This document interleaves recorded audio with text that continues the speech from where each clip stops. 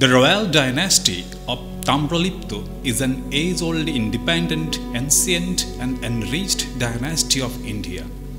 The rich heritage of the dynasty always attracts archaeologists, historians, geographers and numerous enthusiasts. 3000 to 3500 years before present time, King Mayuradhaj established the Mayura dynasty or the Peacock dynasty. According to various information and researches received from the historians, mythology experts, foreign travelogues, Buddhist mendicants and the records of the Tamluk royal family, it is established that in ancient era, King Mayuradhaj established his kingdom a few kilometers away from the bank of the river Rupnarayan. The existence of the dynasty is still present. The 64th descendant of King Mayuradhaj, Dr. Dipendra Narayan Roy, and his wife, Mrs. Nandini Roy, are fulfilling the king's duty. According to historical researches, 11,000 to 12,000 years ago, this area had human existence. Some researches of geographical studies claim that 12,000 years ago, there were a mingling of terrestrial and marine ecosystem in this area. A number of remnants were found during the excavation made by the researchers of the Archaeological Survey of India, which are preserved in the museum. At that time, people of this area depended on hunting and fishing. Gradually, they learned to grow crops and began to live here permanently. So, it can be said that the ancient township of Tamluk is nearly 12,000 years old. Mayuradhaj was the king of this ancient township of Tamluk. A symbol of peacock on the copper flag was emblemed of the Peacock dynasty. Till date, the emblem is being used by the descendants of the dynasty. Presently, they have a logo bearing the same symbol. According to the researches of the mythological experts, it is known that King Mayuradhaj was present at the Sayamvara contest of Draupadi of Mahabharata era as a contestant. He also had taken part in the Great War of Kurukshetra. In the Great War, King Mayuradhaj took part to the Kaurava side with a large infantry and cavalry. King Tamluk was valiant son of King Mayuradhaj. He captivated the ritual horse of the Pandavas and tied it to the Arjuna butt, a large banyan tree with a rope. News went to Lord Krishna and the third Pandava, Arjuna. They came over there but was defeated by Tamluk. Later on, Lord Krishna reached the royal court of the Mayuradhaj and was pleased to see the greatness of the king. A part of that mythological banyan tree is still there, few meters away of the palace. The prestige and prosperity of Tamluk royal dynasty is historically well known. And the main source of this prosperity was the Tamluk port.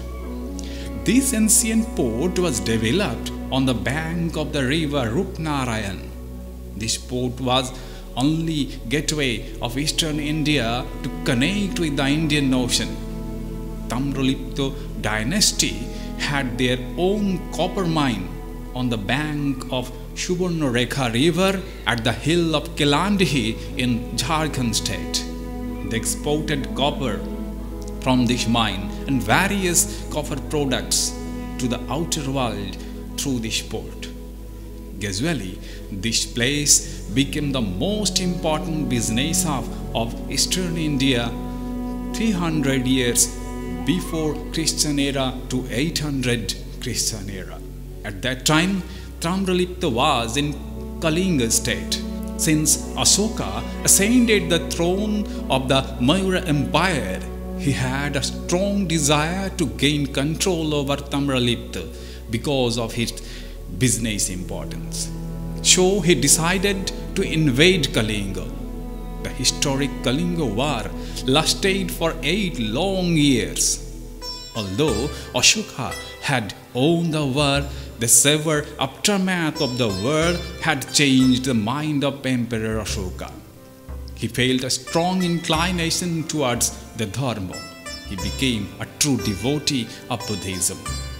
Emperor Ashoka's daughter Sanghamitra and his son Mahendra had visited on behalf of his father to Southeast Asian countries by boarding a ship from this port and carrying seedlings of the tree Bodhuvriksha, the people tree under which Siddhartha became Lord Buddha after attaining salvation.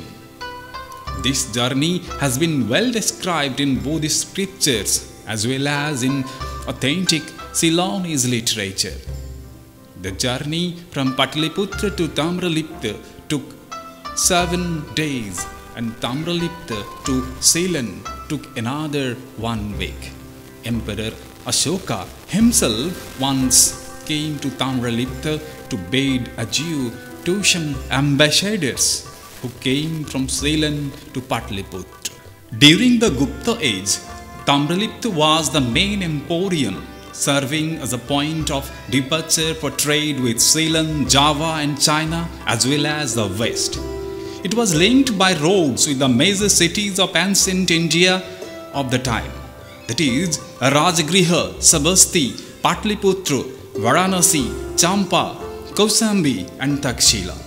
Chinese Buddhist monk and translator Fahian stayed in India for 14 years during the time of Gupta Emperor Chandragupta II. At that time, he spent 2 long years in Tamralipta and copied several Buddhist scripts and drew the figures of Buddhist deities. According to him, 14 Buddhist monks used to reside in 14 monasteries near this port. This proves that Tamralipta was not only a business hub and shipbuilding center, it was also a great educational center of ancient India. The semi-legendary Buddhist monk Bodhisena went to China through Tamralipta port in between 3rd and 4th century before Christian era. He is traditionally credited as the transmitter of Zen Buddhism to China and is regarded as its first Chinese patriarch. Bodhisena, the South Indian monk, also visited Japan thereafter. His stay has been noted in the official historical records called the Shoku Nihongi. A reference of Tamralipta is also found in the writings of Huensung. According to him, people of Tamralipta was generous, religious, industrious and valiant. Another traveler of Huensung denotes that in 635 Christian era, the port of Tamralipta has been washed away in sea, but the actual type and cause of the natural calamity was not clearly written in the traveler. If the natural calamity did not devastate the port, Tamralipta would have been the most flourishing industrial hub of India. However, the port Tamralipta might lose its importance, but the royal dynasty was still flying its flag of glory. Later on, Tamralipta was an independent state under the Mughal Empire. Since the arrival of the British Company, Tamralipta royal dynasty always remained against the British. During the British rule, Tamralipta always tried to sustain themselves as an independent state. The British tried a number of times to get hold of the estate, but in vain. When Krishnapriya once stood against the British oppression, she fought against the British army riding on horse with her kingly sword. However, the British, by deception, took over most of the properties of the Tamralipta royal dynasty, applying the sunset law. When the freedom struggle was strengthened all over India, Bengal, especially Tamralipta, was the important center of the freedom fighters. The 62nd descendant of the Tamralipta royal dynasty, King Surendra Narayan Roy, was an active supporter of the freedom movement. His son, Dhirendra Narayan Roy, was a hard supporter of Mahatma Gandhi. He led the Great Salt March to Narghat in 1930. National activists like Sushil Kumar Dhara, Ajay Mukherjee, Satish Chandra Samant had a strong connection with the royal estate of Tamralipta. They often took shelter in the palace to abscond from the British. In April 1930, Netaji Subhash Chandra Bose came to Tamralipta to sit with the freedom fighters of the area for a future plan. But because of the fear of the British torture, no one was agreed to offer a place for the meeting. At that time, King Surendra Narayan Roy arranged the meeting at the mango garden of the royal family, which is known as Khosrang Ground. It was on 11 April, 85 years ago, in 1938, that our great national hero Netaji Subhash Chandra Bose put his foot on this holy land of Tamralipta Palace. The 63rd king of the royal dynasty was Colonel Dhirendra Narayan Roy. He was a doctor of the Indian Army. He had a strong connection with the royal family of England. He had highlighted in his writings that some records of the ancestry of the royal dynasty of Tamralipta are kept by the British government. Government of India has also recognized the importance of the Tamralipta royal dynasty and the heritage site of the present palace. The India Post has published 2 postage stamps on King Surendra Narayan Roy and his son Colonel Dhirendra Narayan Roy, and 1 envelope encrypting the picture of the palace. UNESCO has also admitted the importance of the heritage site. The Tamralipta Peacock dynasty has been arranging different cultural festivals and popular village fair from 6th century. UNESCO Cultural Festival of West Bengal, Durga Puja, was the most popular and gorgeous family festival of the royal family, which was started 1400 years ago at Raj Palace ground.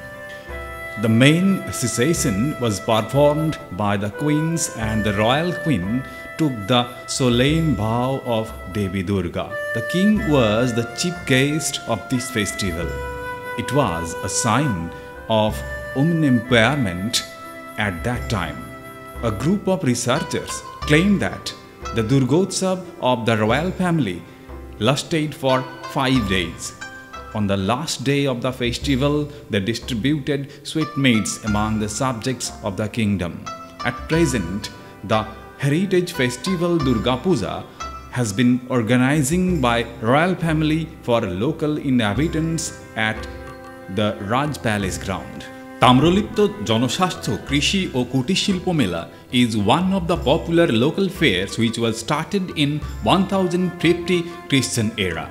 The 35th king of Peacock dynasty, King Lakshminarayan Roy, started the fair at the ground in front of the Tamralipta Raj Palace. At present, this heritage fair has been running with all colors and pomps with the patronization of present descendant of the royal family, Dr. Dipendra Narayan Roy, every winter. The present king of the Peacock dynasty, the 64th descendant, is Dr. Dipendra Narayan Roy. Although the kingdom is no more, Dr. Roy is still performing his kingly duties to serve people, as he is the municipal chairman of the Tamralipta municipality. His wife, Nandini Devi, is also a queen in the true sense of the term. She is a renowned social worker who is untiredly working for the downtrodden of the society. The present palace of Tamralipta is on 33 acres of fertile land, which is encircled with a paleotidal water channel. An adjoining water body of 13 acres is also there, naming Khatdighi. It has a connection channel with Rupnarayan river. It proves that in ancient times, barges used to travel from the palace to the Bay of Bengal through Rupnarayan. The place is also a rich habitat of a large number of flora and fauna. It is a rich biodiversity heritage that we all should come forward to conserve. In the last April 10th and 11th, 2023, in the presence of UNESCO members, Gwangju, South Korea, and members of SAARC countries visited Peacock Raj Palace and joined in the international conference in the occasion of completion of 85th years of great leader Netaji Subhash Chandra Bose's arrival at Tamluk Raj Palace, Khusran Ground, which was organized by Raja Dr. Dipendra Narayan Roy. Besides, representatives from USA, Italy, Japan, Nepal, Bangladesh, Taiwan, and different states of the country were present, and spiritual leaders, academicians, Honorable Minister in charge of Government of West Bengal, MLAs, Chairman of different municipalities, Honorable Vice Chancellor of our prestigious universities, historians, geographers, researchers, scientists, and students joined the conference. In parallel, a special cover was released from the Postal Department of India, and a documentary film on Peacock Dynasty was shown at conference hall.